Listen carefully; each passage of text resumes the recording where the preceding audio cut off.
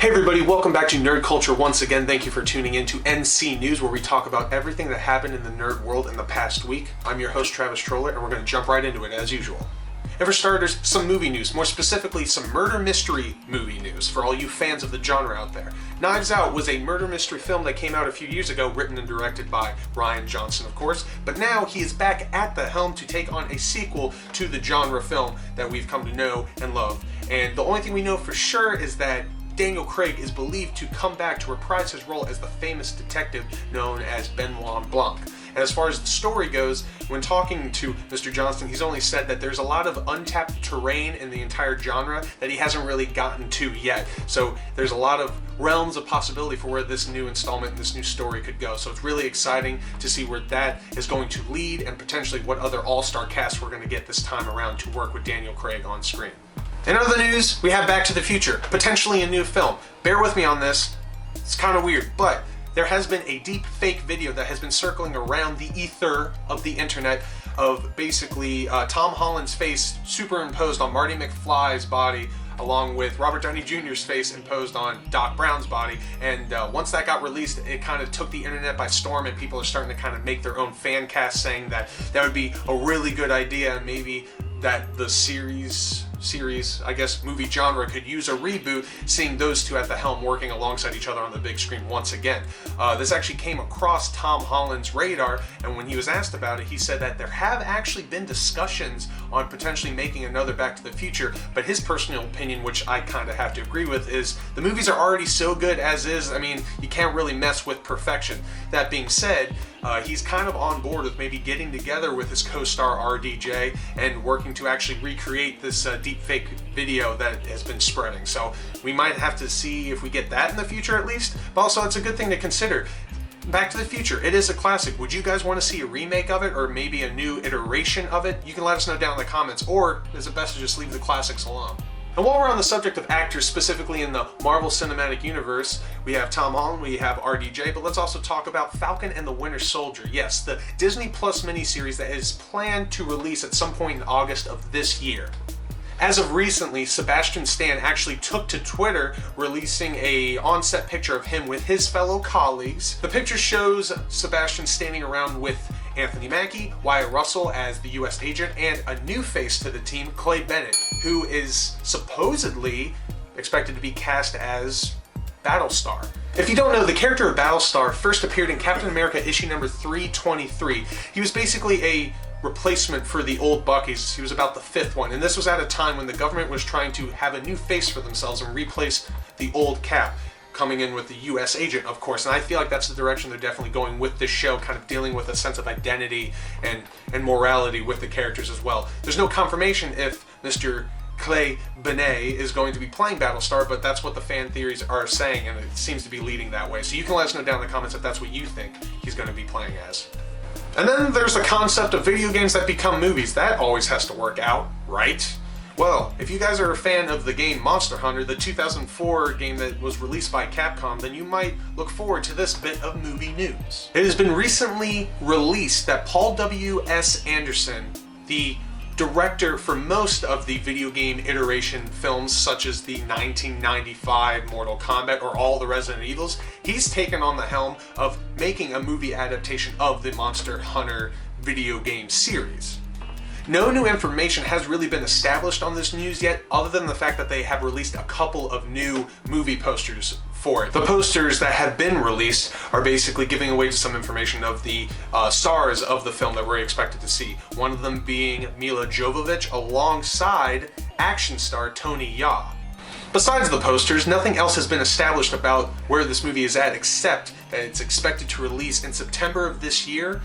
And given the fact that there's already been posters released out into the internet, that we might expect a trailer coming soon. So for all you fans that are interested in this movie adaptation, there might be a trailer coming your way at some point. So keep an eye out for that. And now, leering away from movies, let's also get into some video game news. More specifically, let's talk about Xbox. We got the new consoles coming out, and there's a lot of things going on about what the specs are going to be and what to expect.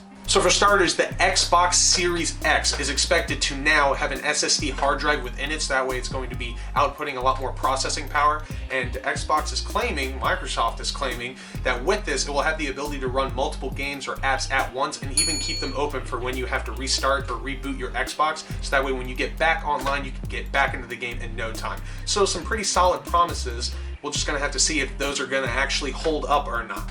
And with new consoles comes new games, such as the highly anticipated Cyberpunk 2077.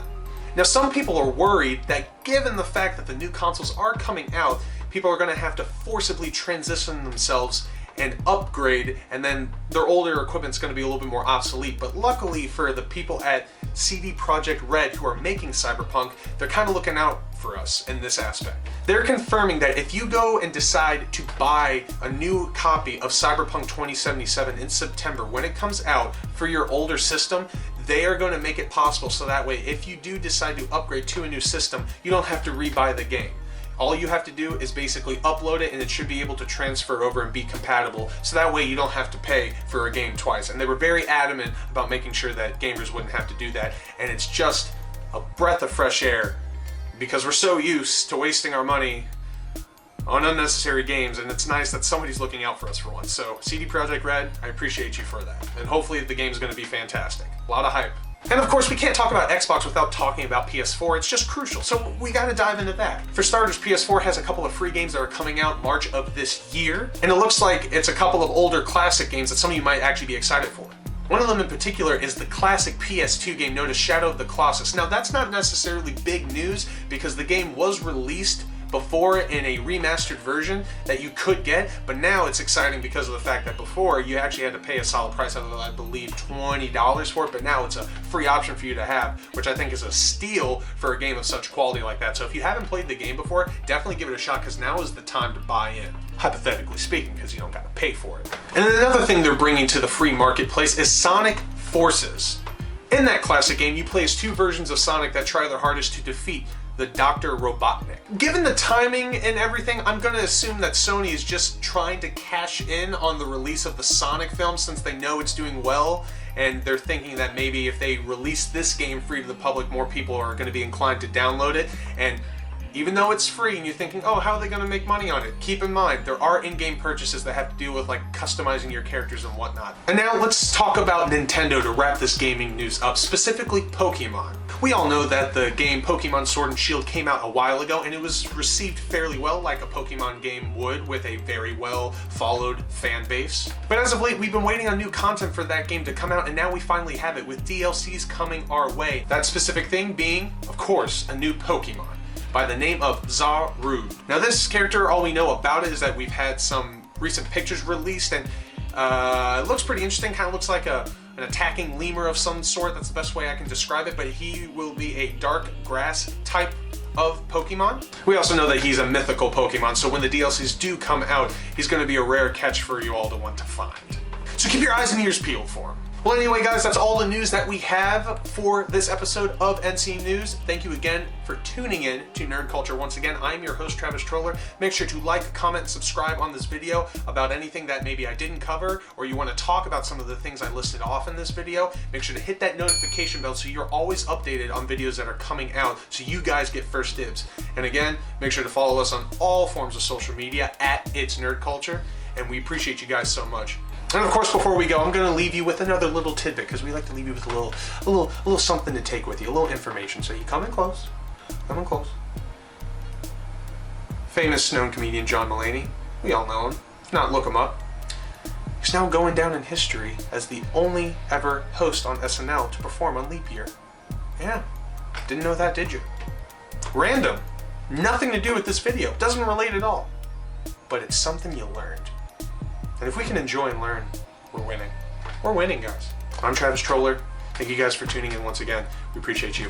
Nerd Culture out.